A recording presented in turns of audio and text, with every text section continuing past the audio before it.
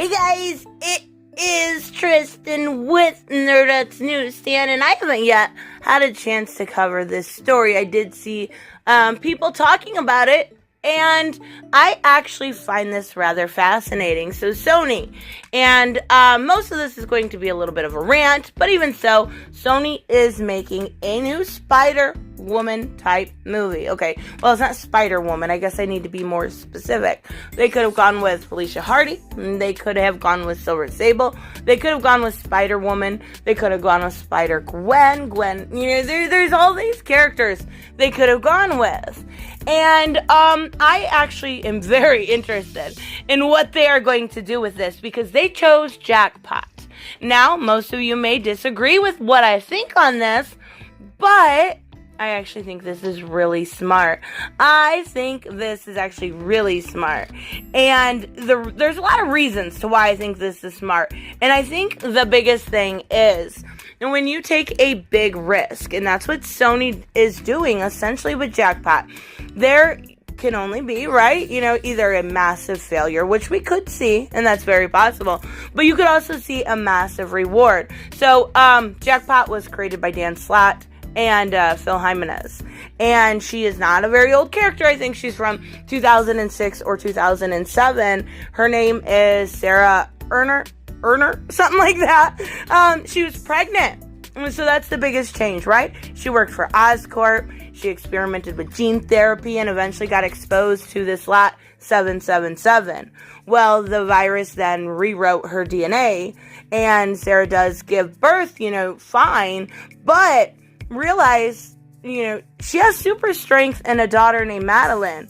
So she joins the initiative, and she ends up basically juggling being a young mom and a superhero. Two things thrown on her very, very quickly. Well, eventually she retires. She kind of passes this Jackpot mantle onto Alana, and she gets, her powers through this mutant growth hormone. But after she's killed in a fight, Sarah gets back to the job. So these are all very small details about the character that is Jackpot. Think about our superheroes, specifically female right now. We had Captain Marvel, who was I Am Woman, Hear Me Roar. We had Wonder Woman, who was a good indicator between, men and women. She was a good ambassador for both. But we have never explored a superhero being a parent. Now, I know most of you are not going to like this because you've probably read Spider-Woman when she was pregnant. Now, don't get me wrong, I don't think it was the worst thing ever, but I just reviewed Spider-Woman #1 before all of the stuff happening in the world went on, and it was terrible. But before that, it wasn't terrible, it just wasn't great. So, what does this open up people to? This opens up people to a way different kind of superhero and relatable upon a whole nother level. You have single mothers that are going to be able to relate to this. You have young teens that are going to be able to relate to this. You have, older women that are going to be able to. And they're not, and if Sony does this correctly, going to get the message of, I am woman, I am better than you. Let's not go with that marketing.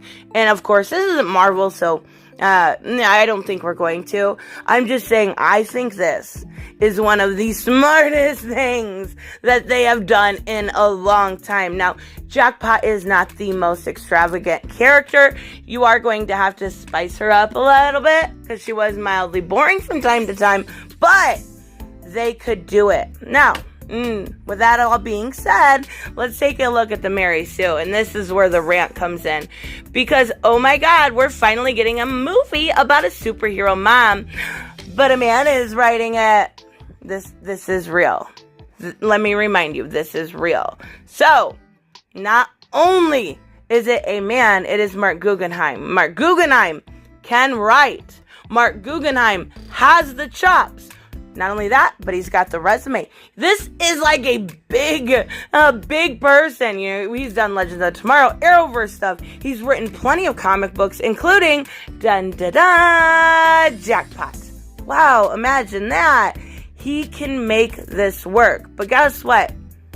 It is not good enough because he's a man.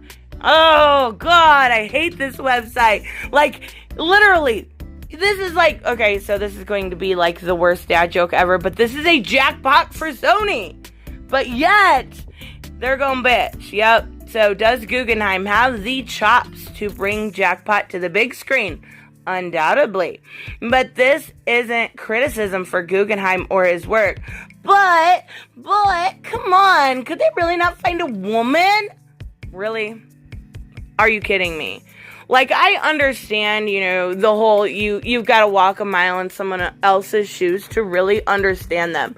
And of course, a man is not going to understand me, just like I'm not going to understand exactly how a man feels about every given every different situation. But you are complaining about hitting the jackpot when it comes to Sony. Oh, I need another word besides jackpot, because now it sounds stupid saying that. But I understand. And you know what? Marc Guggenheim will probably talk to a few single moms. He will probably talk to a few women that have gone through, okay, obviously none of them gone through gene therapy, but I'm just saying, he's probably going to talk to somebody and have them as consultation to be able to understand what it is like to be a busy mother. But no. That is not good. And what about hiring a mother to pen the first superhero man? Again, I'm not here to slam Guggenheim, who is a terrific writer and creator, but the fact that Sony won't hire a woman to write this film is a slap in the face to women screenwriters everywhere. It is literally not. Listen, ladies, if you are a woman screenwriter, which you're not, but let's just be real. No, this isn't a slap in the face. Marc Guggenheim has the resume. Do you? Like, did you? Think about it. Can you compete with that sort of name on this big of a IP? I mean, I understand she's not huge. A lot of people don't know who she is. I get that. But what I mean is Sony is a big, company, a big conglomerate. It's not a slap in the face. You seen what Kathy Yan did, right?